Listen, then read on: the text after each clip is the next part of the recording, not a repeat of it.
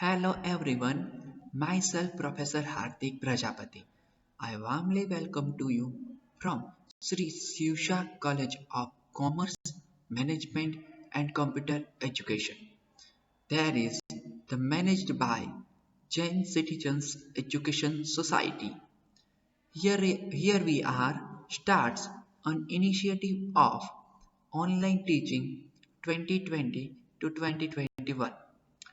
Today our subject is English in BCom Sem 1 department. So let us start our story session. In this English subject, there are the two main portion. First portion is that story and second portion is that the grammar session. Today we are starts our story session. The story number one is titled that The Last Leap by O. Henry. In this story, we are studying about this story is between two sisters in which one sister was going to have an illness. Because of this, the other sister gives hope to life and takes the sister out of stress. Due to the illness, the one sister was ill and second sister was out of this illness and stress with the using of one best example of our life. So let us start the last leaf by O. Henry. About the author. First of all, we noted that the about author and about the story. Its portion is the most important in the English literature or English story sessions. In the examinations, we are write most of the topic about the author and about the story sessions, and after write down the answers. Okay, so let us start about the author. What is the author and what is the background of author? Here we here we know about the author. O. Henry is the pen name of American writer William Sidney Porter. Born to a doctor, he worked for some time at his father's dispensary. Extremely fond of reading and writing since his childhood, O. Henry displayed remarkable talent in relating narratives. At the age of 29, he joined a bank as a clerk. Here, he was charged with the misappropriation of funds. સૌથી પહેલા આપણે સમજવાનું છે કે ઓ henry કોણ છે. તો આપણને અહીંયા પિક્ચરની અંદર બતાવેલો છે જે ઓ હેનરી છે, જે 19 સેન્ચુરીની અર્લી એજમાં શું કરે છે, તો એક ઓથર તરીકે સારી એવી નામના મેળવેલ વ્યક્તિ છે જેનું નામ છે ઓ henry.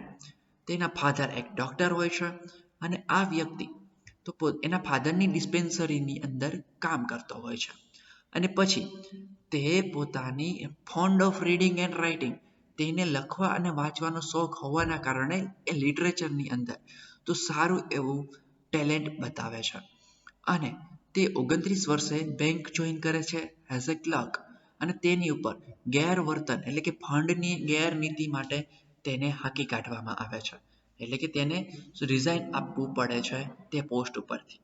Okay, this is the about of author but not is completed. Here we are continue the about the author.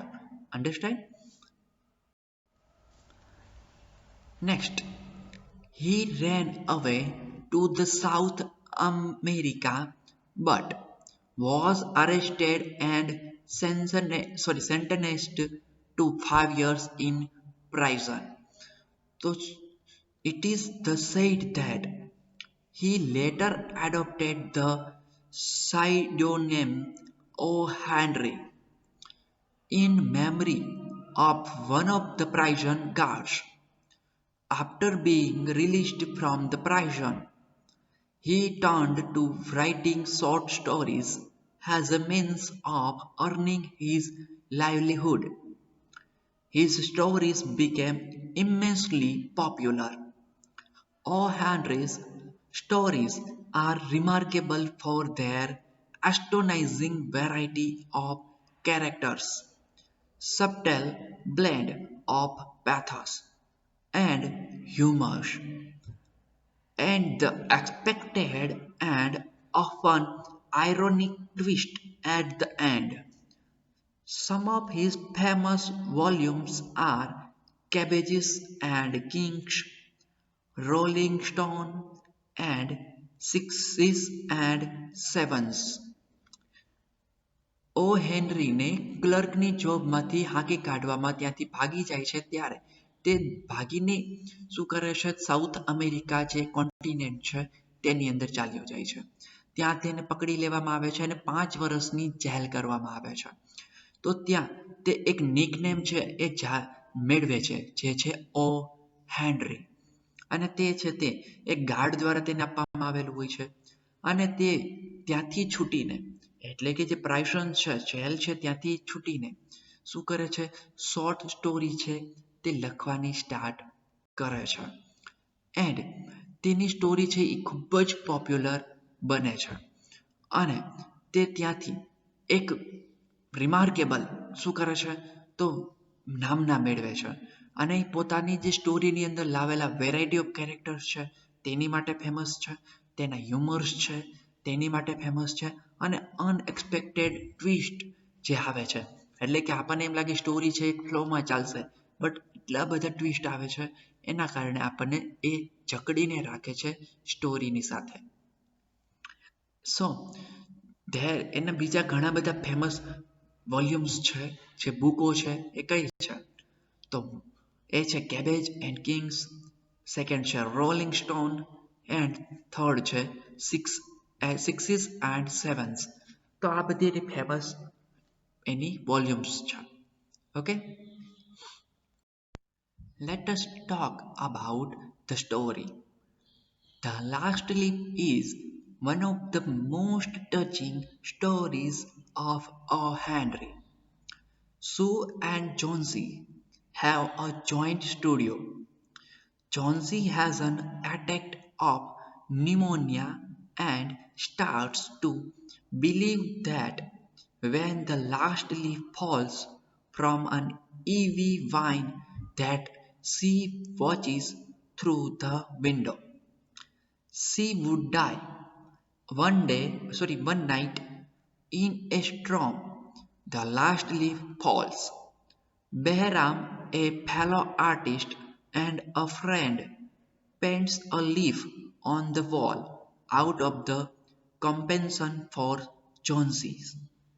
However, having thus spent the night outdoors, last leaf છે તે એક most important heart touching story છે કોની ઓ હેનરીની જેની અંદર mainly two character સુ and જોન્સી there is the two friends or sister and there is the Jonesy affected pneumonia and second character is the entered Mr. Behra.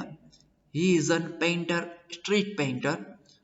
Okay આ mainly character છે જે આપણા અહીંયા છે એ દર્શાવ્યા છે એની અંતર્ગત અને અહીંયા જોન્સી બીમાર થઈ જાય છે પછી એ માઇન્ડની અંદર એવું ફીલ કરે છે શું ફીલ કરે છે કે આ બંનેની ફ્રેન્ડશિપ્સ છે તે કેવી થઈ જાય છે તો એને છે એ પોતે સ્ટ્રેસ ન ફીલ કરે અને એની માટે શું કરે છે તે એવું માની લે છે કે ઈવી વાઇન જે ટ્રીઝ છે એનું લાસ્ટ લીફ રહેશે એટલે કે છેલ્લું પાંદડું રહેશે ત્યાં સુધી તેની લાઈફ ચાલશે અને જેવું લાસ્ટ લીફ છે એ શું થઈ જશે ફોલ થઈ જશે ત્યારે તેની ડાય થઈ જશે તેનું મૃત્યુ થઈ જશે આવું માની લે છે કોણ તો આપણી જોન્સીસ છે તે ઓકે ચાલો આ છે આપણું એક અબાઉટ ધ સ્ટોરી છે એનું title and Behram gets an attack of pneumonia from which he does not recover, thinking that the painted leaf is real. Johnsis recovers from her illness. The painted leaf thus becomes Behram's masterpiece. The story depicts how at times irrational belief take a firm grip over the human mind. It also intensely and evocatively underscores the fact that a masterpiece need not always be a universally acclaimed piece of work that adorns the wall of the world's famous museums. Behram's Evie Leaf is a much more valuable masterpiece as it helped save a life. તો બહેરામ છે તે ટક્કર આપે છે કોને તો mister pneumonia means જે એક ઇલનેસ છે બીમારી છે તેને અને આ શું કરે છે તો મિસ્ટર બહેરામ છે એક સ્ટ્રીટ નો એક પેઇન્ટર છે જે એક ઈવી વાઇનનો લીફ પેઇન્ટ કરે છે તો કે યસ અને એના કારણે તો જે જોન્સીસ છે તેની જે ઇલનેસ છે બીમારી છે તેમાંથી રિકવરી જોવા મળતી હોય છે આ માસ્ટરપીસ જે માઇન્ડ પેઇન્ટિંગ ડ્રો કર્યું છે કોને મિસ્ટર બહેરામે અને આ છે એ જ આપણને જણાવે છે કે આ માસ્ટરપીસનો મતલબ એવો નથી કે કોઈ પેઇન્ટિંગની અંદર યા કોઈ મ્યુઝિયમની અંદર તમારું પેઇન્ટ છે એ શું થાય તો કે સેલ થાય મેક્સિમમ પ્રાઇસથી ના that is not called a masterpiece but what is the masterpiece the masterpiece is that the it is the smallest painting but it saves the any changes saves the life and any changes in human being this is called the painting of masterpiece okay so let us start our first story the last leaf let us start our story the last leaf in a little district west of Washington Square, the streets have run crazy and broken themselves into small streets called places. These places make strange angles and curves. One street crosses itself a time or two. An artist once discovered a valuable possibility in this street. Suppose a collector with a bill for paints, paper and canvas should, in traveling this route, suddenly meet himself coming back without a cent having been paid on account. So, to quaint old Greenwich village, the art people soon came prowling, hunting for the north windows and 18th century gables and Dutch attics and low rents. હવે આ વાત છે તે the last લીફની તો શરૂ થાય છે એક નાનકડા એવા જિલ્લાથી જે વેસ્ટ ઓફ વોશિંગ્ટન સ્ક્વેરમાં આવેલો છે અને આની જે સ્ટ્રીટ છે સ્ટ્રીટનો મતલબ થાય છે સોસાયટી ગલીઓ જેને આપણે કહીએ છીએ તો આ જે છે શેરીઓ એકબીજાથી કેવી છે તો કે ક્રોસ કરતી હોય તેવી શેરીઓ છે જે ક્રેઝી અને broken themselves into the small strip, એટલે કે નાની નાની તિરાડો, એટલે કે એક ખૂબ જ જૂની એક શું છે સ્ટ્રીટ છે, અને જેને કારણે આ છે એને આપણે પ્લેસ કહીએ છીએ. This place make strange angles and curves. આ જે છે ને એ શું કરે છે, તો આ સ્થાનો વિચિત્ર કોણ અને વળાંકો લેતા હોય છે, એટલે કે એકબીજાને વિચિત્ર ત્રિકોણો અને કર્વ આકારની આ સ્ટ્રીટ છે. અને આ સ્ટ્રીટ છે તે શું કરે છે, તો શેરી છે એ એક કે બે સમય પોતાને પટાવે છે, એટલે કે એક અથવા બે સોસાયટીને મેચ કરતી હોય છે આ સોસાયટી. અને આની અંતર્ગત તો આમાં રહેલા કલાકારો એટલે કે આર્ટિસ્ટ છે તે સોસાયટીને મૂલ્યવાન સંભાવના બનાવી છે, મૂલ્યવાન પોસિબિલિટીઝ એટલે સંભાવના બનાવી છે. શું કામ બનાવી છે, તો એટલે કે એનું કારણ એ છે કે પેઇન્ટ કરીને, એટલે કે જે સોસાયટી છે, જે સ્ટ્રીટ્સ છે, તેની જે વોલ છે એ વોલને પેઇન્ટ કરેલી હોય છે આ આર્ટિસ્ટો દ્વારા. પછી માની લ્યો કે જો કોઈ અહીંયા કોઈ કાગળ, પેઇન્ટ્સ અને કેનવાસ માટેનું જો બિલ ધરાવતા કલેક્ટરને શું કરવામાં આવે, આ માર્ગને ઓળંગી જતા જોવામાં આવે તો અચાનક જ પાછા આવવાનું મળવું જોઈએ. એટલે કહેવાનો મતલબ કે અહીંયા જ્યારે કલેક્ટર આવે છે ત્યારે એટલે ત્યાંથી શું થાય છે, તો એ પાછા ભાગી જતા હોય છે. આપણે ઓસ્ટ્રેલિયાની અંદર આવું જોઈએ છીએ કે વોલ ઉપર પેઇન્ટિંગ ચાલતું હોય છે, પછી શું થાય છે, તો કોઈ પોલીસ આવે તો બધા ભાગી જાય છે, કેમ કે નહીતર શું થાય, તો એમને પ્રાઇઝનની અંદર શું કરવામાં આવે, તો કેદ કરી દેવામાં આવે. એટલા કારણે છે એ આવું થતું હોય છે. અહીંયા શું થાય છે, તો એને છે એ પાછા વળવું પડે છે, અને કોઈ પણ પ્રકારના રેન્ટ આપ્યા વગર.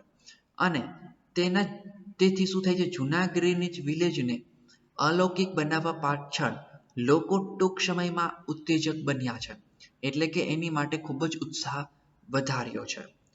અને જેની ઉત્તર વિન્ડો છે, લાઈક અ નોર્થ વિન્ડો, અને 18મી સદીની અંદર ઓછા ભાડાની એમણે અહીંયા શોધ કરી છે. એટલે કે જે આ લોકો છે ડચ એટેક્સ અને શું કરે છે એન્ડ લો રેન્ટ્સ, એટલે એના કારણે શું કરે છે, સસ્તા ભાવમાં અહીંયા લોકો પોતાનો આવાસ નક્કી કર્યો છે. ઓકે, ચાલો તો નેક્સ્ટ વાત કરીએ આપણે. Now let us continue about story. Then they imported some pewter mugs and chafing dish or two from 6th Avenue and became a colony. At the top of the squatty 3-story brick house, Sue and Jonesy had their studio. Jonesy's was familiar for Jonah. One was from Maine, the other from California. They had met at the table d'hôte of an 8th Street Delmonico's and found their tastes in art. તો હવે શું કહે છે કે તેઓ એટલે કે જે આ જે છે એની વાત કરીએ, પછી તેઓએ 6ઠા એવેન્યુમાંથી શું કર્યું, કેટલાક પ્યુટર મગ અને શું કર્યું, તો કે ચેફિંગ ડીશ એટલે કે જે ડીશ આવશ્યક તે અને તેની આયાત કરી, એટલે કે શું કરી, મંગાવી. અને પછી તેમને ત્યાં પોતાને શું કરી લીધી, વસાહત બનાવી લીધી, જેને આપણે કોલોની કહીએ છીએ. સમજાય? ચાલો પછી વાત કરીએ તો સ્કોટીની ટોચ ઉપર એમને શું કર્યું, તો સ્કોટીની ટોચ ઉપર તેમણે 3 માળનું ઈંટોનું મકાન એક બનાવ્યું. સુ અને જોન્સીએ તેમનો પોતાનો સ્ટુડિયો બનાવી દીધો. એટલે કે 3 માળની જે બિલ્ડિંગ છે બ્રિક્સ હાઉસ, તો ઈંટોની જે બિલ્ડિંગ છે, ઘર છે, તેની અંદર સુ અને જોન્સીએ શું કર્યું, પોતાનો એક સ્ટુડિયો ઓપન કર્યો. એન્ડ જોન્સી જોના માટે પરિચિત હતી અને એક મહિની હતી, તો કે યસ, અને અધર ફ્રોમ કેલિફોર્નિયા, અને બીજી છે તે કેલિફોર્નિયાથી આવી હતી, જે સુ છે તે. એન્ડ બંને જેઓ ત્યારે 8મી સ્ટ્રીટના ડેલ્મિકોના ટેબલ ઉપર ડી હોટ પર મળ્યા હતા અને તેમની કલામાં રુચિ જોવા મળી હતી.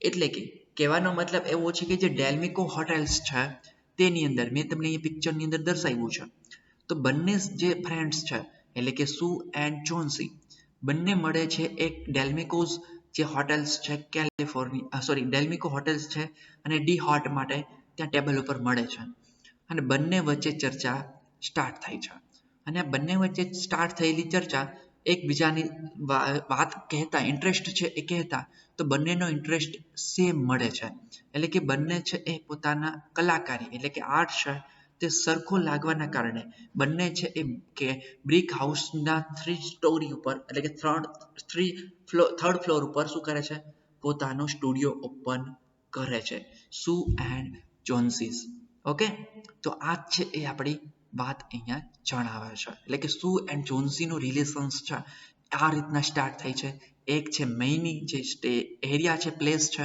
ત્યાંથી આવે છે જોન્સી અને બીજી તો આપણી સુ છે તે કેલિફોર્નિયાથી બિલોંગ કરતી હોય છે Now let us continue our story. Chicory salad and bicep sleeves so congenial that the joint studios result. That was in May.